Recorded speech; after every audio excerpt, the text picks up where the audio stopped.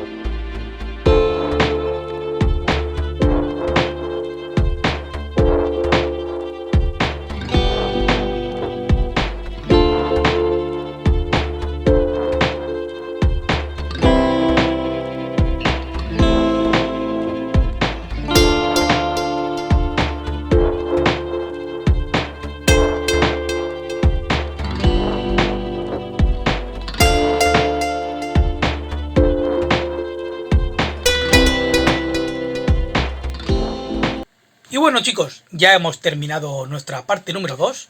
Bueno, se me complican algunas piezas, chicos, y no vea cómo vamos a solventar esto, pero bueno, ya va quedando, va tomando forma, ¿veis?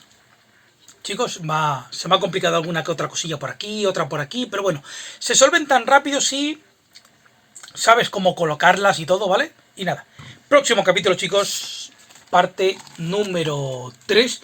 Seguimos construyéndole la parte interna de la cabeza y a ver qué tal se nos da. Y bueno, chicos, hasta aquí el vídeo de hoy. Si os ha gustado, dar un buen like, compartir, suscribiros, chicos, y activar la campanita para saber cada vez que cuelgo un vídeo. Y nos vemos en el próximo capítulo de construyendo nuestro casco de Lego de Darth Vader. Chao, chao.